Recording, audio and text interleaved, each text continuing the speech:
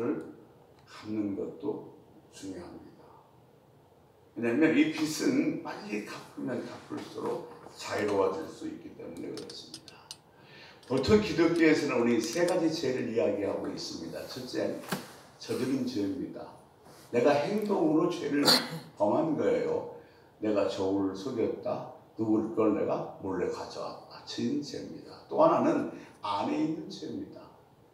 밖으로 그 죄를 짓지는 않았지만은 성경은 뭐라고 얘기하고 있는가 하면 생각조차도 죄라고 얘기하고 있습니다. 제가 욕심만 부렸어도 탐심을 가졌어도 죄라는 겁니다. 왜냐하면 내 안에 죄가 있으면 지금은 당장 그것을 내가 행동으로 옮기지 못하지만 어떤 여건이 형성되는 기회가 되면 반드시 행동으로 나타나게 되기 때문에 그렇습니다. 또 하나의 죄는 태만죄입니다. 우리는 하나 잘못 생각한 것이 있습니다. 하지 말라고 하는 것은 죄라고 생각하는데 하라는 것을 하지 않는 것은 뭐요? 죄라고 생각지 않습니다. 이것이 바로 뭐냐면 태만죄입니다. 그 좋은 예 하나를 들어보겠습니다. 나사로가 부잣집 앞에 있는 거지입니다. 온 군대가 헐어서 개가 헐고 있습니다. 그런데 그 부자는 다른 것을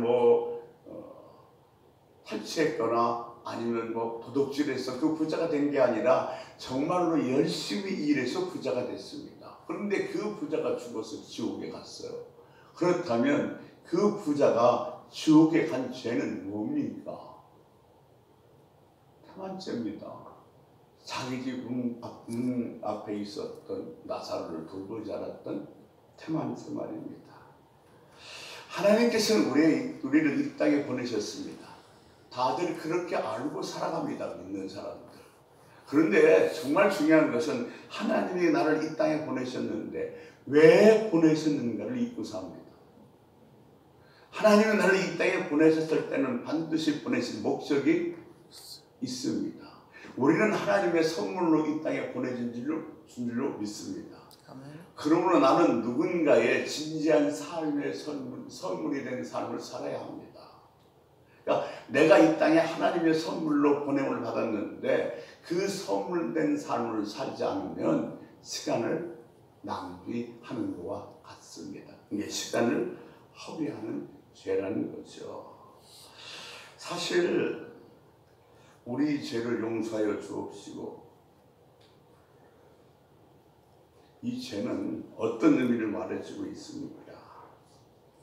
사실 내가 누구를 용서하는 것 그것도 내 손에 있지 않다는 겁니다.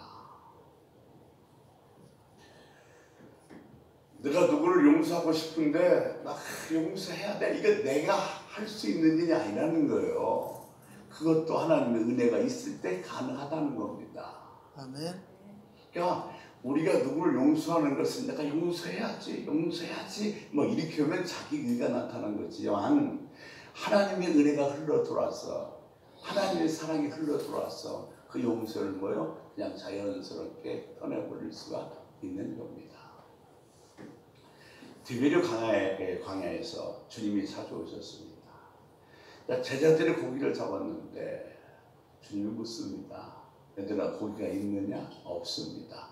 주님께서 제자들을 불러서 적새 위에다가 고기를 굽고 떡을 부어서 식사에 초대합니다. 그리고 그때에 베드로에게 묻습니다. 주님께서 넌 나를 사랑하느냐? 여러분 지금 이 자리에 있는 저와 여러분에게 주님께서 넌 날 사랑하느냐고 물으신다면 여러분은 어떻게 대답하시겠습니까? 베드로는 주님을 사랑합니다. 정말 사랑해요. 그런데 자기가 주님을 3번씩이나 부인했고 더더라 저주까지 했습니다. 근데 그 주님이 찾아오셔서 자기 보고 하시는 말씀이 날 사랑하냐고 묻습니다. 여러분 사랑이라는 것은 먼저 찾아가는 것이고 사랑이라는 것은 먼저 말을 붙이는 것이고 사랑이라는 것은 눈을 맞추는 겁니다. 자기를 3번이나 부인했고 자기 곁을 떠났던 베드로인데 주님께서 그 시몬 베드로를 찾아오셔서 먼저 찾아오셨고 눈을 맞추면서 먼저 말을 거십니다. 넌 날 사랑하느냐? 네, 베드로는 염치가 없어요. 그냥 사랑하지만 또 이 연약함 때문에 내가 언제 어떻게 될 줄 모르기 때문에 주님 얘 사랑해라고 이렇게 얘기하지 않고 이렇게 말합니다. 오직 주님만이 아십니다. 우리도 마찬가지 아닐까요? 주님이 저와 여러분을 향해서 넌 날 사랑하냐고 물으면 사랑은 하죠. 예수님. 그런데 이 마음이 너무 연약해서 언제 어떻게 변해버리고 또 어떤 계기를 통해서 다시 주님을 뜨겁게 사랑하는 자리가 올지 모르기 때문에 오직 주님만이 아십니다라고 이렇게 고백할 수밖에 없습니다.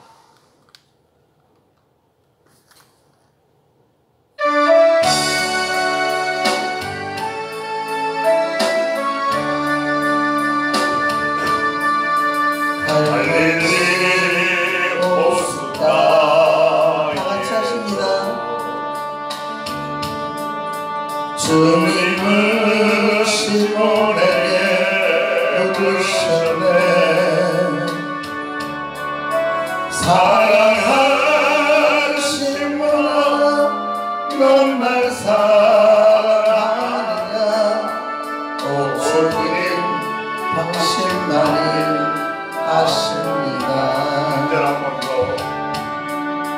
갈릴리 오스가 예수. 주님은 내 이름을 부릅니다. 주님은 소영에게 물으셨네. 사랑하는 소영아, 넌 날 사랑하느냐? 오 주님, 당신만이 아십니다. 사마리아 우물가에서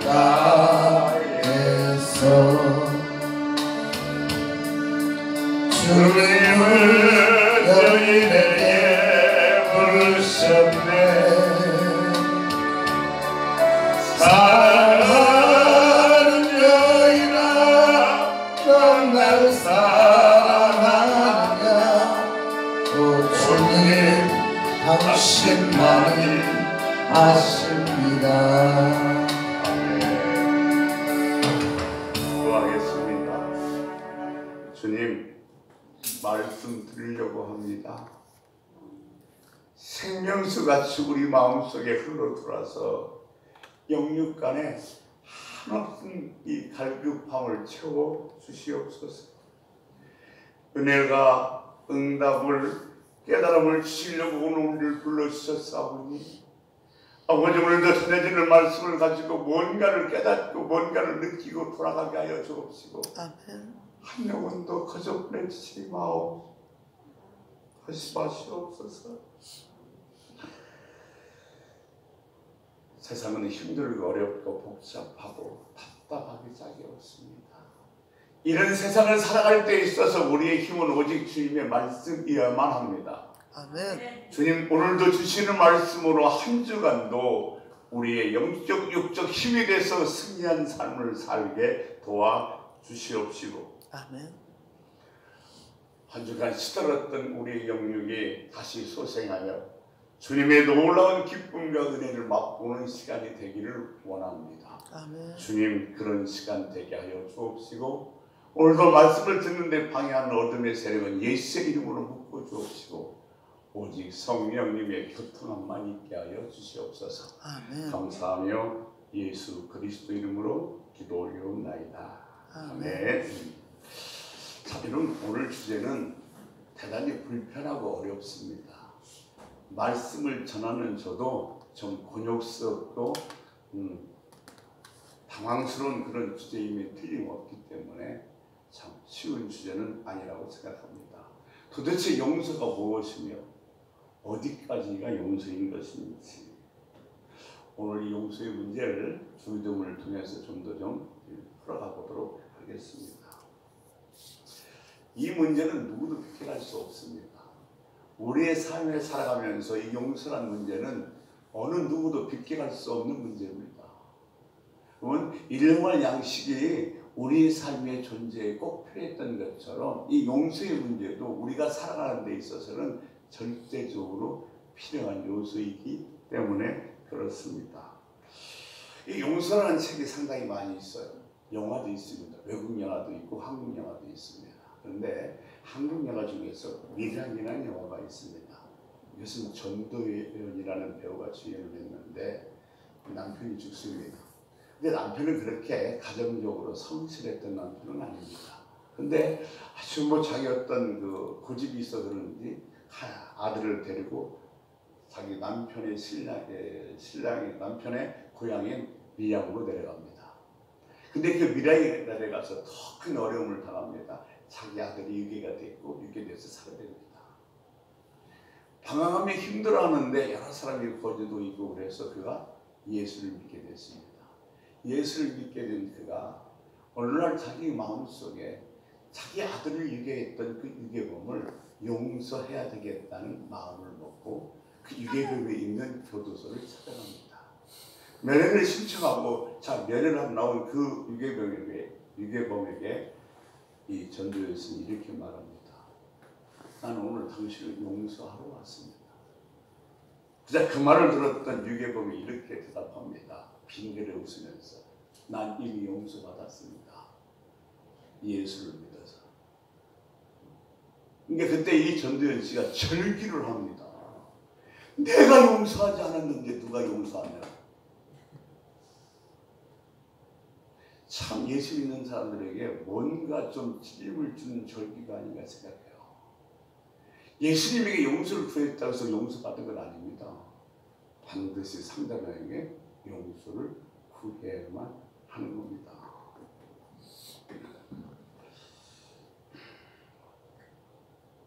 또 하나 영화는 오늘이라는 영화입니다. 저는 이번 추석 때 여러분이 이 추석 연휴 동안에 이 영화를 한번 봤으면 하면서 강력하게 추천합니다.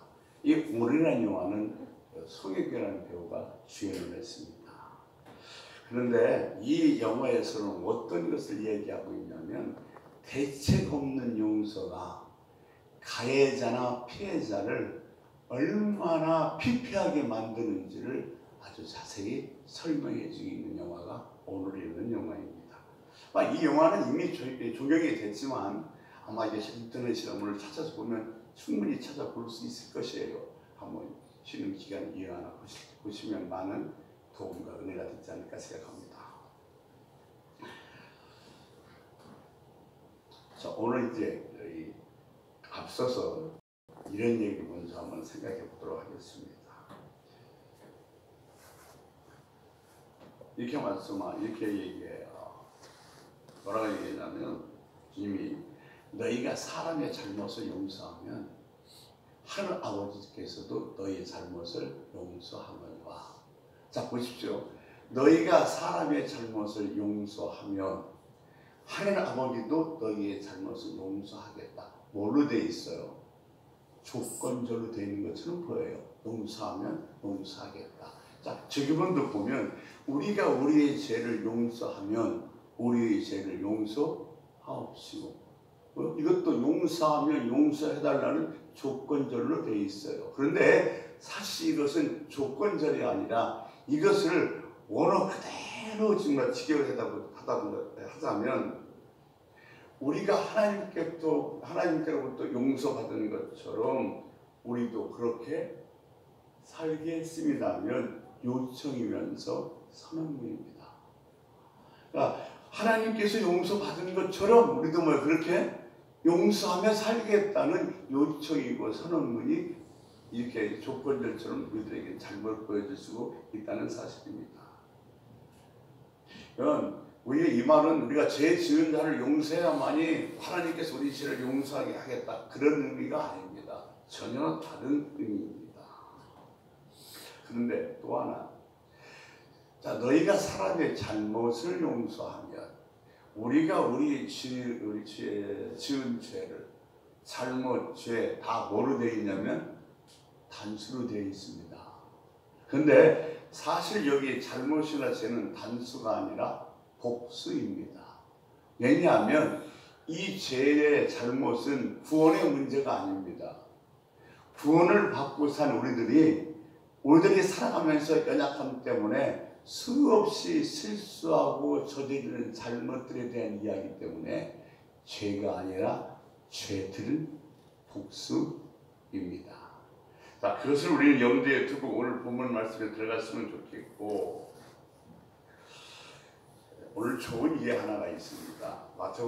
요한복음 13장 7절에 보면 이렇게 기록되어 있습니다. 우리 같이 한번 읽어보겠습니다. 시작. 예수께서 대답하여 이르시되 내가 하는 것을 내가 지금은 알지 못하나 이후에는 알리라. 자, 이건 좋은 이해 하나인데, 주님께서 성만찬을 마치시고서 허리에다가 수건을 들주고 제자들의 발을 이렇게 씻겨주십니다. 그런데 이제 그 차례가 베드로 차례, 시몬 차례가 왔습니다. 8장입니다. 13장 8장. 베드로가 이렇게 얘기합니다. 같이 읽습니다. 베드로가 이르되 내 발을 절대로 씻지 못하시리이다. 예수께서 대답하시되 내가 너를 씻어주지 아니하면 내가 나와 상관이 없느니라. 자, 베드로 순서가 되니까 베드로가 뭐라고 얘기해요? 선생님 어떻게 내 발을 씻깁니까? 제자가 선생님이 발을 씻겨야죠. 근데 주님께서 뭐라고 말씀하시냐면 네가 나한테 씻김을 받지 않으면 나와 아무 상관이 없느니라 그래요. 근데 원래 지금 베드로가 좀 이 나이에 법덕이 심한 사람 아닙니까? 이제 뭐라고 대답하냐면 13장 9절입니다. 같이 읽어요. 시몬 베드로가 이르되 주여 내 발뿐 아니라 손과 머리도 씻어 주옵소서. 지금 주님께서 나와 상관없다 보니까 이제 뭐라고 얘기해요? 손과 발도 씻어. 목욕까지 시켜달라고 얘기하는 겁니다. 이것을 요한복음 13장에서 유비적으로 설명하고 있는데, 유비적이라는 것은 여기 가라는 이 사건을 설명하는데 비라는 사건을 가져다가 가라는 사건을 설명하는 것을 유비적 설명이라고 얘기합니다. 요한복음 13장 10절에서 이렇게 설명해 주고 있습니다. 자, 우리 같이 읽습니다. 시작. 예수께서 이르시되 이미 목욕한 자는 발밖에 씻을 필요가 없느니라. 온몸이 깨끗하니라. 너희가 깨끗하나 다는 아니라 하시니. 아멘. 지금 뭐예요? 구원받은 자는 다시 구원받을 필요 없다. 이게 무슨 얘기냐면 목욕은 구원을 얘기하고 있고 손발 씻는 것은 우리들이 삶 속에서 매일 되풀이 되는 거요. 죄들을 얘기하고 있는 거예요. 그러니까 구원받은 사람은 또 구원받을 필요가 없다는 그게 목욕을 말씀하신 것이고, 또 안에 우리가 구원받았지만 이 세상에 살아가면서 수없이 질 수 있는 그 죄들을 손발을 씻는 것으로 주님께서는 유비적으로 설명하고 계신 겁니다. 이것이 팔레스타인의 정결법인데 팔레스타인들은 신발이 사방으로 다 튀어있는 신발을 신습니다. 그래서 그 신발, 소위 샌들이죠. 신고서 모래밭을 걷으면 금방 발이 더러워지고 먼지가 찹니다. 그 발을 가지고 방에 들어가면 집안이 더러워지기 때문에 반드시 유대인들은 집 앞에 가보면 항아리 있고 그 항아리에 물이 차 있습니다. 그 물로 발을 씻고 나중에는 손도 씻습니다. 여기서 목욕과 손발을 구별하고 있는 거예요. 목욕은 구원을 얘기하고 손발은 구원받은 다음에 우리들이 지는 죄들을 이야기하고 있습니다. 그러니까 주기도문에 나오는 이 죄는 우리가 구원받은 다음에 짓는 죄이기 때문에 죄들 복수가 많습니다. 자, 한 발 더 들어가 보겠습니다. 요한일서 1장 9절에 보면 우리 너무 잘 아는 성경 구절이요. 이렇게 얘기하고 있습니다. 같이 읽겠습니다. 시작. 만일 우리가 우리 죄를 자백하면 그는 믿으시고 의로우사 우리 죄를 사하시며 우리를 모든 불의에서 깨끗하게 하실 것이요. 아멘. 여기서 나오는 이 죄를 뭐냐면 우리 이 구원의 문제가 아니라 우리 일상생활에서 매일같이 반복되는 죄를 얘기하고 있습니다. 자, 그렇다면 우리는 매일 이 죄에 대한 용서를 구할 책임이 있다는 사실을 잊어서는 안 됩니다. 그렇다면 어느새 이런 시대도 있었대요. 목사님이 주기도문을 합시다고 공지를 합니다. 근데 주기도문을 하다가 혹시 걸리는 부분이 있으면 침묵해도 됩니다라고 말씀하십니다. 그러면 뭐냐면 주기도문을 쭉 외우다가 내가 죄에 대한 문제가 꺼리꺼리 있으면 우리 죄를 용서하고 그냥 침묵하고 지나가는 거예요.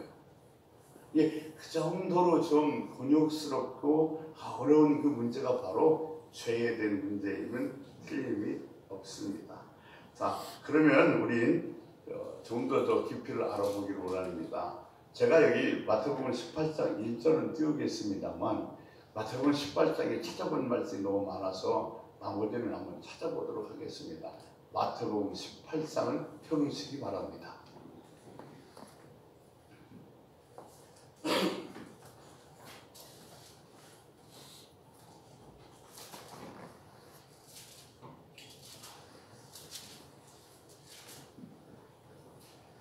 마태복음 18장 찾으셨으면 마태복음 18장 1절 우리 같이 한번 읽습니다. 그때 제자들이 나와 예수께 나와 이르되 천국에서는 누가 크니까. 제자들이 나와서 예수께 물었습니다. 천국에서는 누가 크니까. 그런데 원문에는 그 뜻이 분명히 담겨져 있는데 우리 번역 성경에서는 하나 빠진 단어가 있습니다. 그 빠진 단어가 뭐냐면 그렇다면이라는 단어입니다. 그렇다면 여러분 지금 마태복음 18장 1절에 그렇다면이라는 단어가 들어간 것과 그렇다면이라는 단어가 빠지는 것은 무슨 차이가 있을까요? 참 차이가 있어요. 큰 차이가 있습니다. 제가 그렇다면을 넣어서 한번 읽어보겠습니다. 제자들이 예수께 나와 이르되 그렇다면 천국에서는 누가 크니까. 그럼 자 여러분 그렇다면이 들어간 것과 그렇다면이 빠진 것은 어떤 차이가 있어 보여요? 여기서 그렇다면이 빠져버리면 그냥 주님의 제자들이 주님에게 천국에서는 누가 크니까 라고 묻는 의미입니다. 그런데 만약 여기에 그렇다면이 들어가서 그렇다면 천국에서는 누가 크니까 이렇게 쓰여지면 지금 제자들이 꿈꾸는 하나님 나라와 주님이 얘기하는 하나님 나라는 뭐요? 다르다는 거예요. 이 제자들이 주님을 따라다닙니다. 주님을 따라다니면서 정말 주님이 왕이 돼서 그런 나라가 이루어질 줄 알고 따라다니는데 주님을 따라다니다 보니까 이상한 소리를 하셔요. 무슨 내가 십자가에서 죽어야 되고 내가 다시 살아나야 되고 이상한 소리만 자꾸 하시니까 제자들이 뭐요? 거기는 갸우뚱하는 거예요. 예를 들면 마태복음 10장 22절에 보면 그렇게 나왔어요. 내가 인자가 사람들의 손에 넘겨서 죽어야 되고 3일 만에 살아나야 하니라 그럽니다. 그러니까 지금 제자들이 하는 얘기 그 꿈꾸는 하나님 나라와 주님이 얘기하는 하나님 나라는 뭐예요? 차이가 있다는 거예요. 그러니까 이게 어서 그렇다면 들어가는 것과 들어가지 않는 차이입니다. 자, 우리 그러면 이제 이 대화를 주님께서 어떻게 끝나보겠습니다. 18장 2절입니다. 같이 읽습니다. 시작. 예수께서 한 어린아이를 불러 그들 가운데 세우시고. 자, 그 대답에 주님께서 어리 하나를 세우십니다. 그래서 3절입니다. 이르시되 진실로 너에게 이르노니 너희가 돌이켜 어린아이들 같이 되지 아니하면 결단코 천국에 들어가지 못하리라.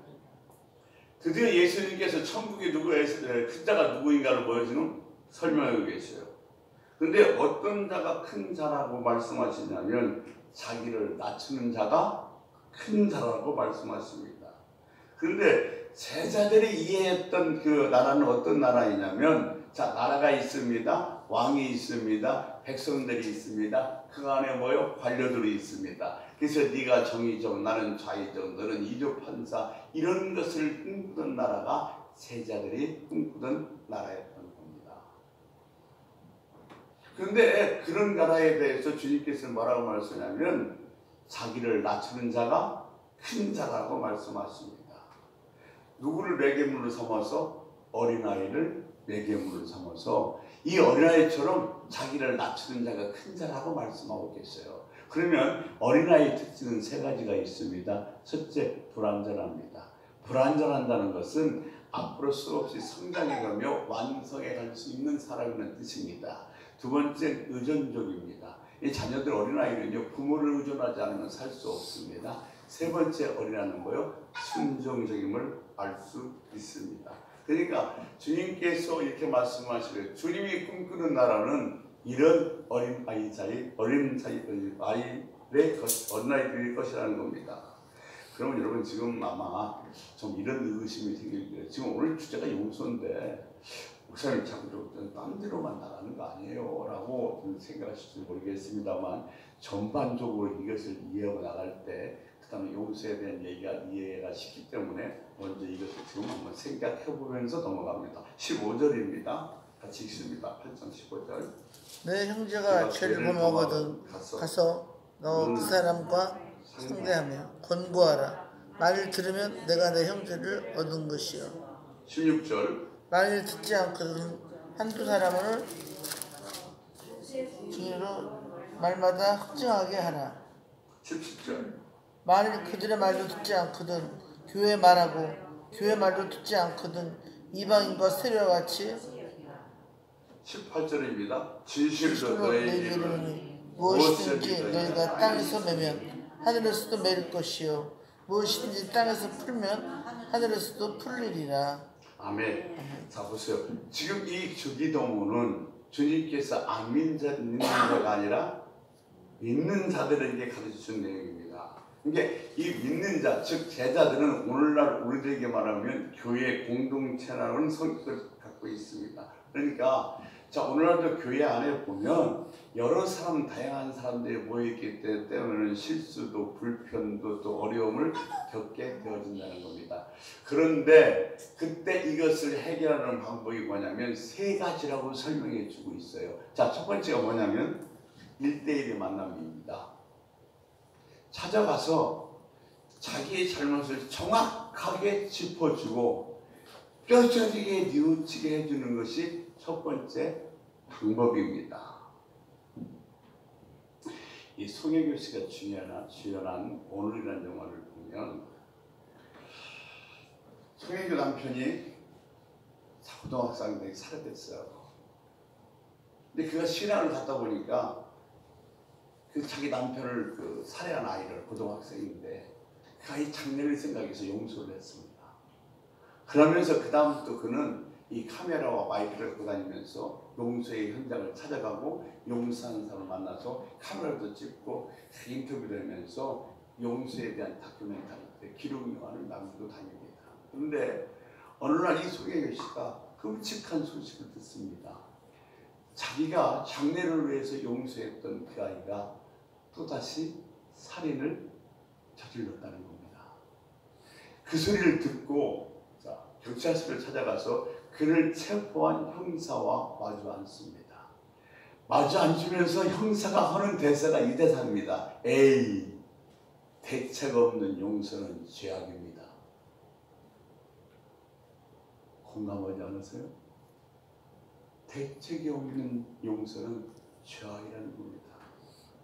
하나님께서 저와 여러분을 용서할 때도 자 우리 없는 걸로 하다가 손을 탁 풀으셨어요. 아니 하나님은요 저와 여러분을 용서했을 때에 엄청난 대가를 지불으셨어요. 우리는 하나님의 자비, 잔인한 자비, 우리를 용서하기 위해서, 우리를 구원하기 위해서 자기 아들을 십자가에 내던져버린 그 잔혹한 자비 때문에 우리가 뭐요? 용서를 받은 거예요. 그러니까 여러분 이 예수님의 이 용서는 대책이 없는 용서가 아니라니까요. 우리는 공짜로 구원받았는데 공짜로 구원받은 거 아니에요. 예수님께서 엄청난 대가를 치르신 겁니다. 형사에 말해요. 수많은 정말 악한 사람들, 범인을 다뤘던 이 형사가 하는 말이에요. 대책 없는 용서는 죄악입니다.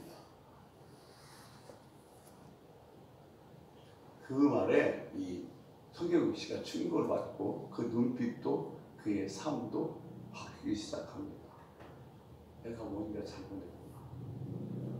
그 아이를 다시 범죄의 소굴에 집어넣은 것은 나의 대책 없는 용서였구나. 흐물흐물한 용서였구나 라는 것을 깨닫고 그의 삶이 완전히 바뀌기 시작합니다. 여러분 기독교의 기초는 자비입니다. 근데 어떤 대책도 대안도 없는 자비는 아닙니다. 보세요. 주님께서 그래서 이 땅에 오신 겁니다. 그냥 무조건 용서가 아니라 용서하기 위한 그것의 대가를 지불하기 위해서 주님께서 이 땅에 오신 것이고, 앞서 말씀드린 것처럼 그 엄청난 대가를 치르시고 우리를 구원하시고 용서하신 것입니다. 이때 베드로가 한 가지 메시지를 드러냅니다. 21절입니다. 같이 봅니다. 시작. 그때 베드로가 나와 이르되 주여, 형제가 내게 죄를 범하면 몇 번이나 용서하여 주리이까? 7번까지 하오리이까? 자, 여러분 보세요. 전좀 보세요.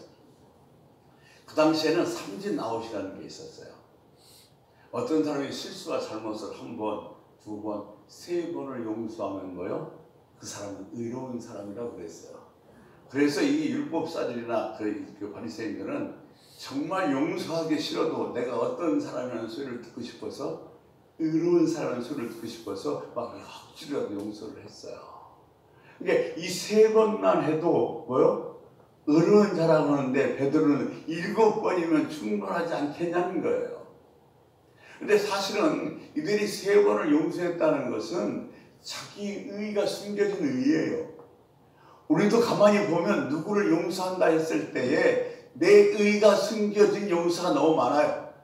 아, 나는 그래도 괜찮은 사람이야, 그래 용서했던 사람이라는 소리를 듣고 싶어서 용서하는 경우가 너무도 많다는 겁니다.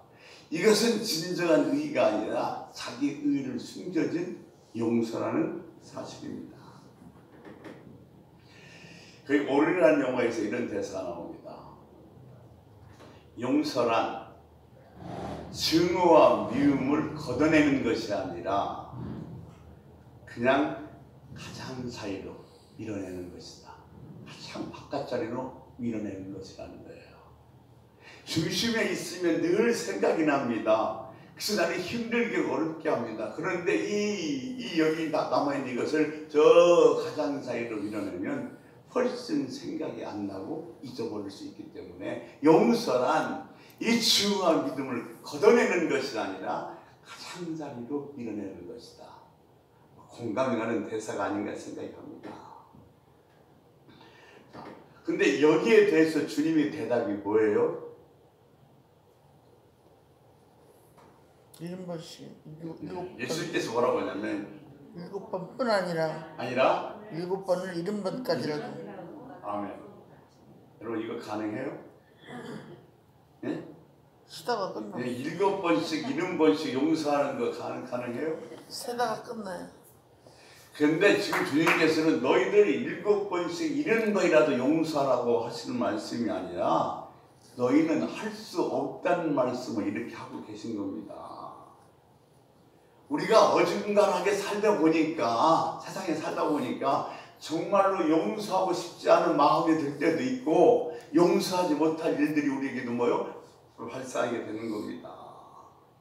여러분, 하나님을 믿었다고 다 용서가 됩니까? 우리 솔직히 예수 믿고 나니까 다 용서가 돼요? 그렇진 않죠. 봐요. 언젠가 이 청소년들이 할머니를 담배 사오라고 때린 적이 있어요.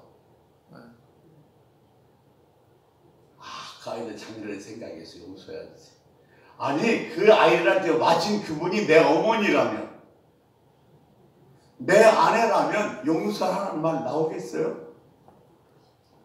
언젠가요, 이 벽에서 외줄에 매달려서 페인트를 칠하는 분이 있었어요. 그 사람은 7명의 생계를 책임진 분입니다. 근데 한 사람이 잠을 자다가 시끄럽다고 옥상에 올라가서 그 별따기를 갖다가 밧줄을 잘라고 했어요. 그 사람 어떻게 됐겠어요? 네, 용서하래요. 아니, 그 사람이 내 남편이라면, 그 사람이 내 아버지라면 용서하라는 말이 나오겠어요?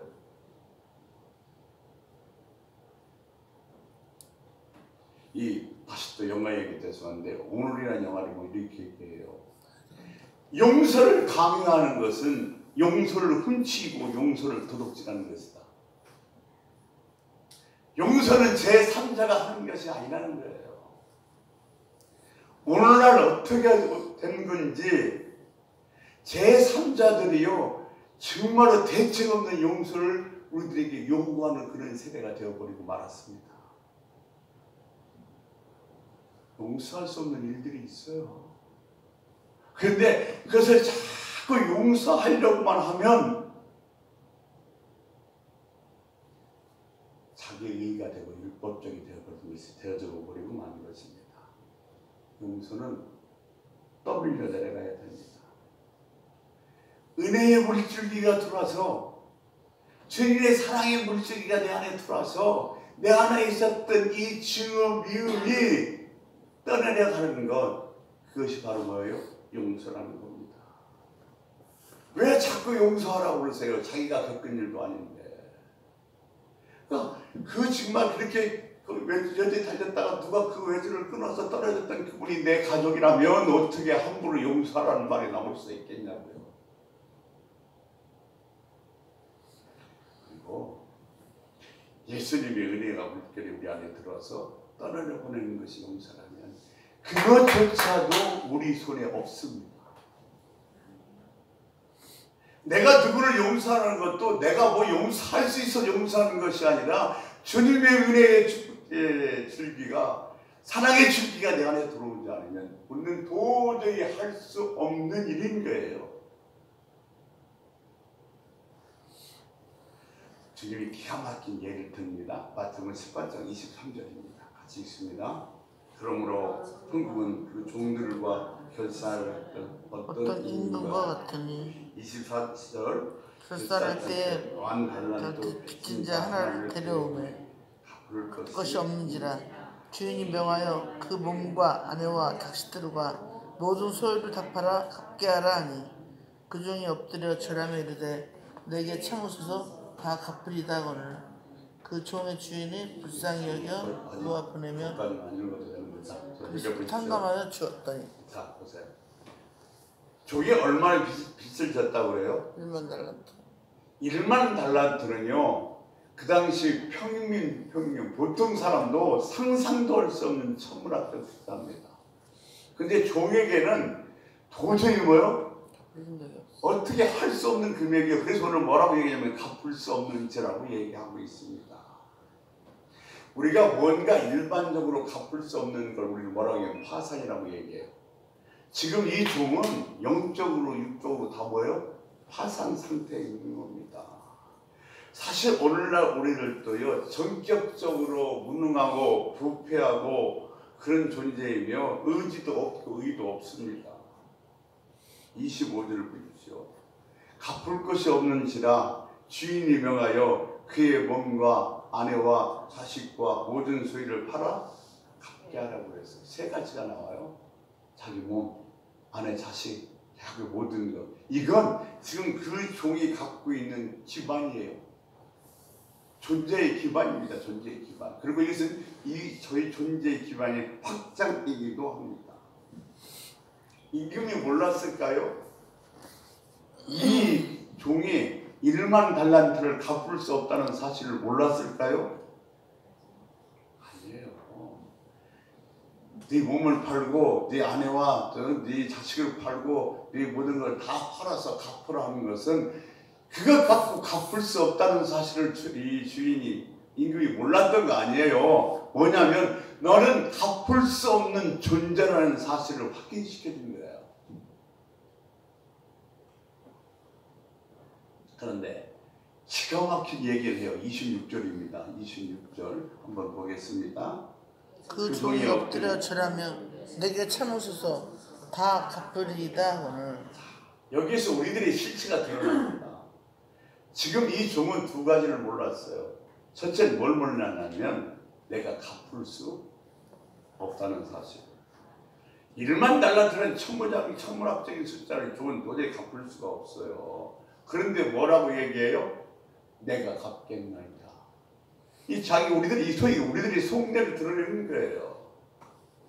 도저히 갚을 수 없는데 갚을 수 있대요. 이것이 바로 우리 인간들이 갖고 있는 종교적 심리라고 얘기할 수가 있겠습니다. 갚겠다고 했는데 그것이 가능하겠어요? 그러니까 이 종은 자기는 도저히 갚을 수 없는 사람이라는 사실을 인식하지 못했던 거고, 또 하나 이 종이 몰랐던 것은 이 주인의 임금의 자비함을 몰랐던 거예요.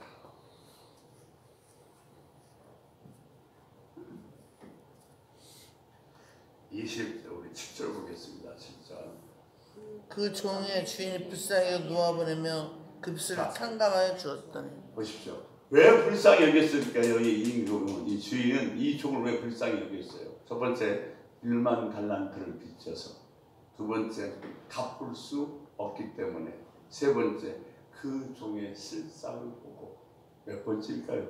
세 번째. 그리고 세 번째예요. 그 종의 실상을 보고. 아직도 너는 갚을 수 있다고 생각하니? 차라리 그 주인의 자비의 운명을 걸었더라면 훨씬 나았던 것이다.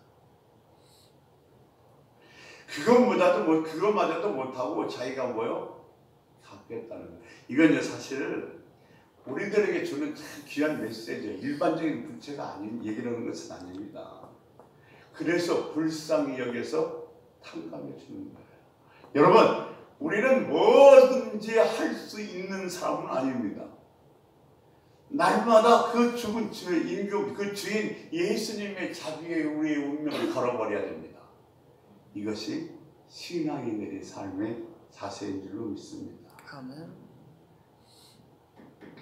자, 그런데 용서를 받고 나옵니다. 탕감 받고 나와요. 근데 딱 나오다가 자기에게 100데나리온 진 사람을 종을 만납니다. 너 내 돈 내놔. 없다 그러니까 멱살을 딱 잡고 어디로 갑니까?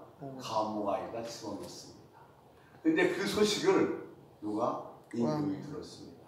마태복음 18장 32절입니다. 같이 읽습니다. 이에 주인이 그를 불러다가 말하니 악한 종아, 내가 빌기에 내게 내 빚을 전부 탕감하여 주었거늘. 자, 33절 같이 읽어봐요. 내가 너를 불쌍히 여긴 것 같이 너도 내 동료를 불쌍히 여김이 마땅하지 아니하냐고. 그리고 이 종을 다시 감옥에다가 넣어버렸어. 집어넣었습니다. 그러면 보세요. 지금 이 임금이 주인이 자기가 탕감해줬던 종을 다시 감옥에다가 집어넣은 이유는 뭐예요? 은혜를 몰랐어. 1만 달란트를 못 갚아서? 그러면 자비가 없기 때문에? 자비가 없기 때문이에요. 오늘 전체의 그림의 결론은 이런 겁니다.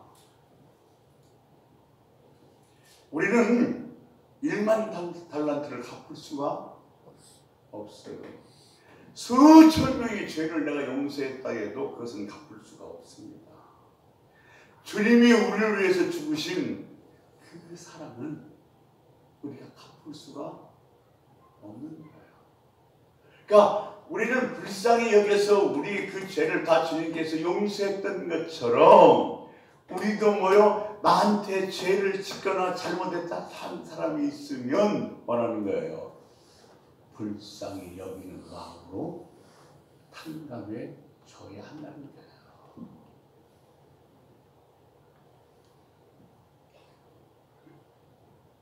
이 기도를 지금 이교총들이 가르치신 이유가 있어요. 오늘날 이 기도는 공동체에 대한 기도이기도 합니다. 갚을 수 없어요. 갚을 길도 없어요. 그 사랑을 입은 우리들은 예수님을 흉내내면서 따라가는 연습을 우리 인생의 목적으로 삼아가야 된다는 거예요. 아멘. 아멘. 그러니까 우리는 말할 수 없는 1만 달란트를 탕감받은 사람들이에요. 그래서 우리 주변에 이 100달러를 빚을 진 사람들을 탕감할 수 있어야 된다는 거예요. 그러니까 우리는 어려워 힘들어. 주님의 은혜와 주님의 사랑이 흘러 들어야 돼. 그런데 예수님의 흉내를 내면서라도 따라가는 삶을 사는 것이 우리의 목적이 되어져야 된다는 겁니다. 아멘. 우리는 이 일행 철저하게 훈련을 받고 순종돼야 될 필요도 있습니다. 아멘. 교회의 핵심 가치는 자비입니다. 그런데 아무런 대책도 없고 대안도 없는 그런 자비가 아닙니다. 반드시 대가를 지불하는 자비입니다. 아멘. 양식은 우리들의 몸을 지탱하게 만들어준다면 용서는 우리들의 영혼을 살찌게 해주는 겁니다. 보세요. 우리 교인들과 교회는 용서함과 용서받음을 먹고 자라납니다. 교회가 점점 성장한다는 것은 뭐냐면 용서를 받고 용서를 함으로 말미암아 성장해 나가는 거예요. 누군가 이렇게 말했습니다. 천국에는 두 종류 사람밖에 없다. 용서받는 사람과 용서하는 사람. 쉽지 않은 주제입니다. 그럼에도 불구하고 주님의 무자비한 정말로 상상할 수도 없는 은혜를 입은 우리들은 우리가 살아가면서 부딪히는 수많은 사소한 그 문제들에 대해서 억지로라도 예수님을 흉내낼 수 있는 그런 은혜가 있기를 주의 이름으로 축원합니다. 아멘. 우리 함께 기도합시다. 하나님, 참 하나님도 말할 수 없는 용서를 받은 우리인데 100달을 더 빚진 자를 다시 감옥에 집어넣는 것처럼 우리도 그런 자비가 없는 날마다 우리가 살아가면서 주님의 그 자비를 연습하는 그런 삶을 살게 해달라고 우리 주여 한번 부르고 통성을 기도하시겠습니다. 주여! 오늘도 살아 역사하시는